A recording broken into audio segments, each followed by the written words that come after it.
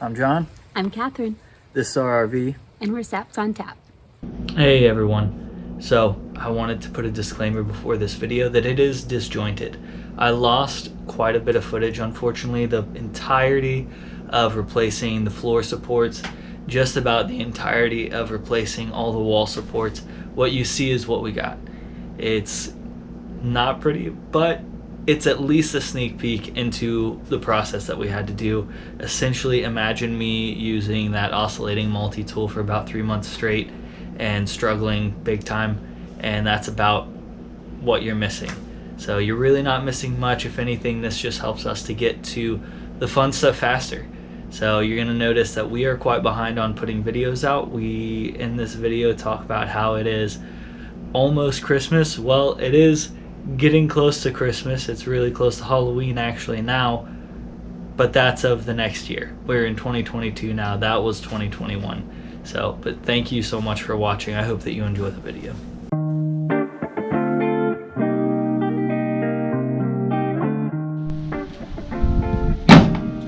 We got the box out. It does come out without getting this black bar out, because that is actually this whole platform that the generator sits on. Glad we figured that out. What we also figured out as we disconnected the generator and took it out so that we could get the box out is that we had a hot wire right here. It ran up and connected to the generator. We also had this line that connected to the generator. And since we didn't know why that was still hot, because we had turned off the weird kill switch that our battery has, I traced it under the RV up to the engine compartment. In the engine compartment, what I found with my deductive reasoning and the help of my wife is that we're pretty sure that it was this wire right here. I can touch it because it's dead now. That was just connected with this little module, and this wire actually ran and connected to the positive side of the battery. So what we did is we took like a voltage meter, and after we undid this wire, checked the end of that wire, found out this was actually the same wire, because we just want to make sure that I hadn't mistraced it. It's almost positive I hadn't, but you never know with how much it crisscrossed around back there. And then tried to start the car, because got to make sure that we didn't somehow mess it up, and it worked. So we found out that this is literally just the electricity that goes to the generator as a jump start, so you can jump it and start it. That's what jump start means. Back at the generator compartment, we had also disconnected this hose.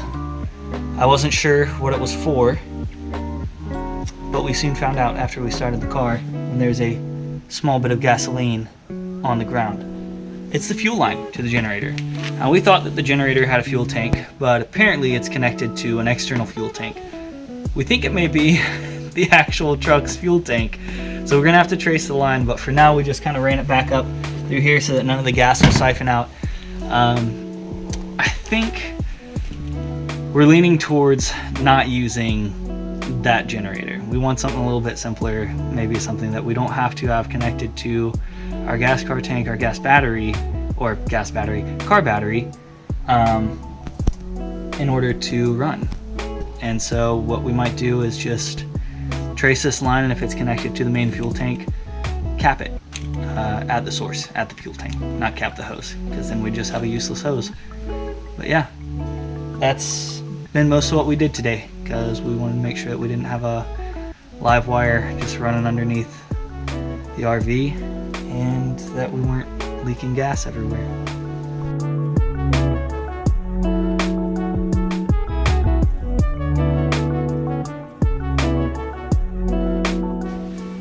It took a little bit because I was trying to square that up to make sure it's nice and square for the window, but I think we got it right on line. Most of the stuff in here is just slightly imperfect, but it'll be nice and sturdy. As you can see, actually, the wall is a lot sturdier. Well, you're shaking too, so maybe you can't see super well, but It's a lot sturdier, and we're happy about that.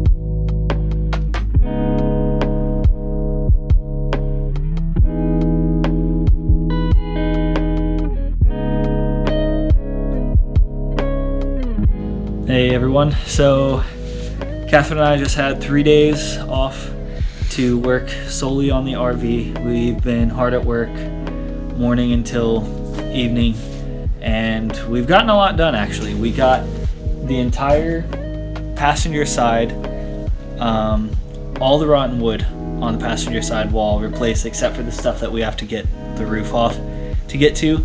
We did the same on the driver's side. We've actually gotten a couple pieces replaced on the back. We're gonna have to get some more of the aluminum off back there to get to the pieces that we really need to replace. And then we've actually started the over the cab as well. So we're really excited. The walls look a whole lot better. They're a lot more sturdy. And we're excited to, work some more at a later date to get the very top pieces replaced as well so we can have the whole walls done. But let's see the new wood. You can see, I think, right under here, under the window, over the window, going up to the ceiling. We've got that as a pretty big support right there that goes down to right over the wheel well. Got a piece spliced right there, that's a main support. And we've gotten kind of over and around this door as well. You can see right there, those two pieces go around. We've gotten a little bit done on the back wall, not too much, but we got this piece is new. We've also got, now I'll tell you what, this was a little bit tricky because of the sharp angle that we had to cut that at, but I think it turned out all right. All around this window pretty much is new wood. A nice support beam there under the window, spliced, and there is where our water hookups are. Got around these boxes were pretty much all rotted, and so we've got all new wood in there. And just, I hope I'm not shaking the camera, but as you can see, it's really nice and sturdy. We've got spliced wood here that runs all the way down under the RV, and we've got a splice right there that runs under the RV as well, and that is holding really nicely. We've gotten this piece in over here, and we've gotten, don't know if you can see it, let me show you this piece and this piece. And so we are really happy with the progress that we've made. It was definitely 3 days of hard work. Not too much frustration, actually. The walls were a lot easier than the floor, and that was a huge blessing. Very thankful for that. I was a little bit worried about it, but we figured it would be easier than the floor because the floor was just awful. But we're pretty exhausted now. Into day 3 of working long days, and we're ready for the Christmas break that we're about to have. So we're filming this probably right before Christmas, just a few days. So we hope that y'all all have a Merry Christmas and good holidays, good time with family and friends.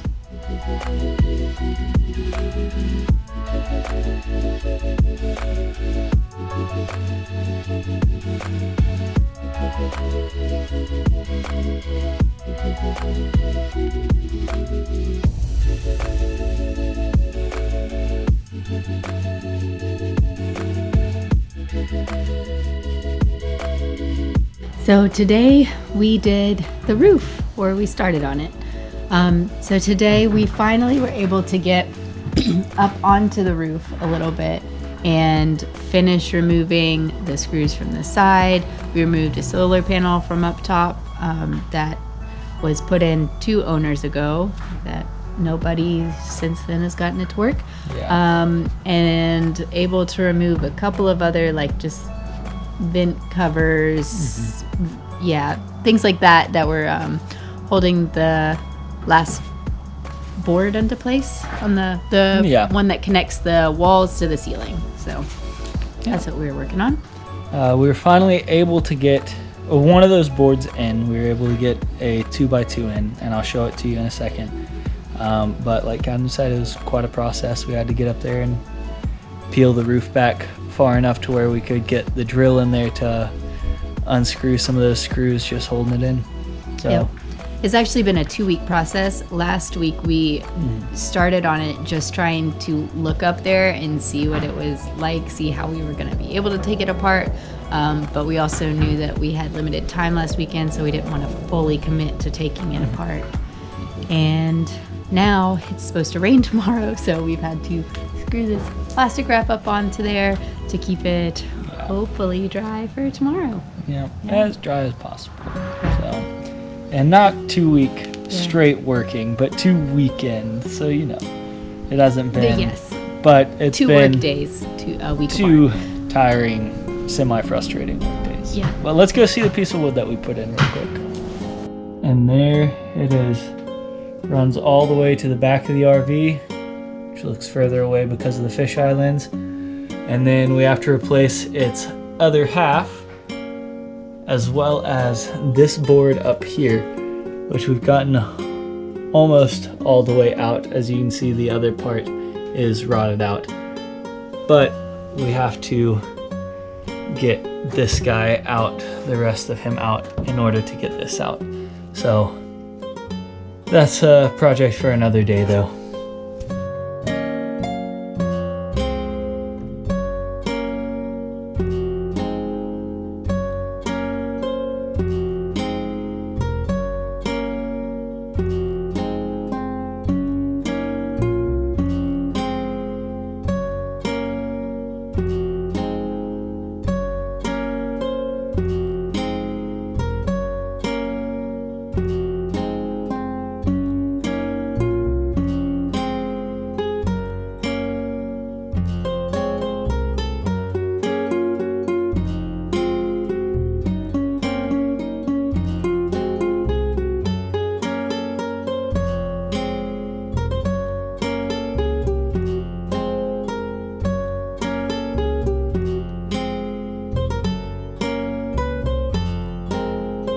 Hey everyone, so we are still working on the RV.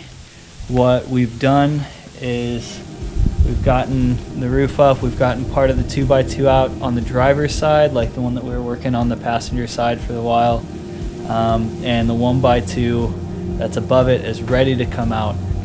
We didn't film today, so because it just looks the same. Yeah.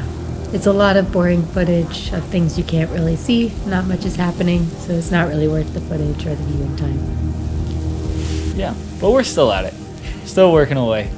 And soon we'll be moving on to the next part and be able to show you more exciting things. So, yeah. Thanks for still tuning in.